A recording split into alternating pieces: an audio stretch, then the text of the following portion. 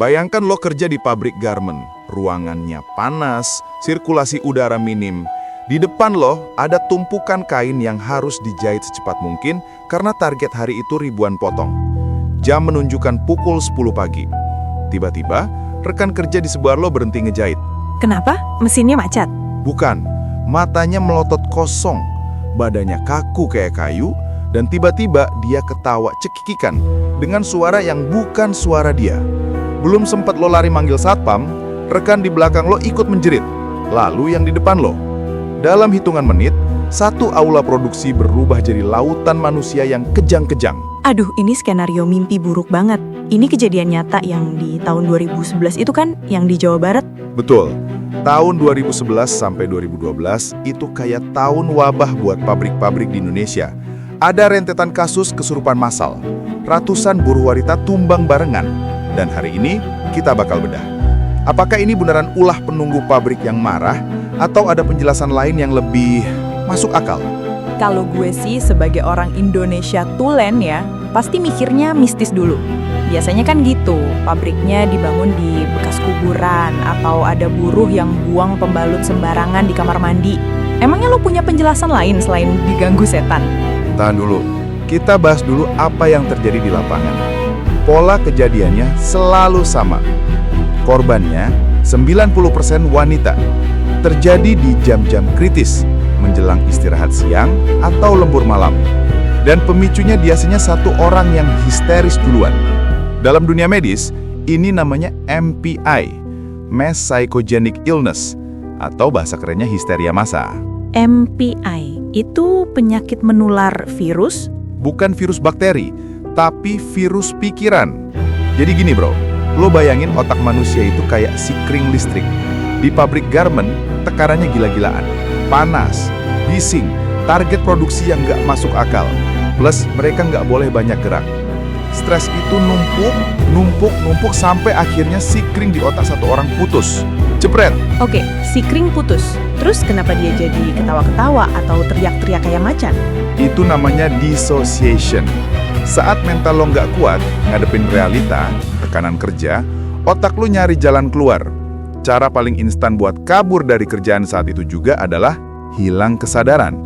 Alam bawah sadar mereka mengambil alih.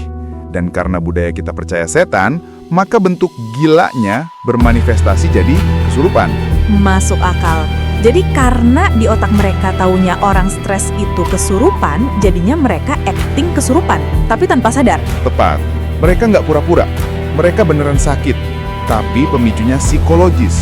Nah, pertanyaannya, kenapa bisa nular ke ratusan orang lain dalam hitungan menit? Nah, itu kalau stres kan masing-masing. Kok bisa barengan? Setannya lompat-lompat kali. Di sini, sains punya jawaban menarik. Manusia itu makhluk sosial yang punya mirror neurons. Kita secara nggak sadar suka niru emosi orang di sekitar kita. Kalau lo ngeliat orang menguap, lo ikut menguap kan? Iya sih. Nah, di situasi tegang, kalau ada satu orang teriak histeris, otak orang-orang di sekitarnya yang kondisinya juga lagi capek dan stres langsung panik. Kepanikan itu memicu reaksi berantai. Dia kenapa? Jangan-jangan ada hantu. Aduh, gue juga takut. Dada gue sesak. Dan boom! Tumbang satu, tumbang semua. Itu efek domino psikologis. Gila ya. Jadi sebenarnya hantunya itu adalah tekanan target bos pabrik. Bisa dibilang begitu. Ada studi menarik dari antropolog yang neliti pabrik di Malaysia dan Indonesia. Mereka nemuin kalau kesurupan massal itu sebenarnya adalah mekanisme protes tanpa kata-kata. Para buruh ini nggak berani demo ke bos karena takut dipecat. Mereka nggak bisa bilang, "Pak, kami capek." Jadi tubuh mereka itu yang demo? Betul, tubuh mereka yang mogok kerja. Saat mereka kesurupan, produksi berhenti total kan? Bos panik, pabrik tutup, mereka dipulangin. Secara nggak sadar, tujuan mereka tercapai, istirahat. Wah, mind blowing.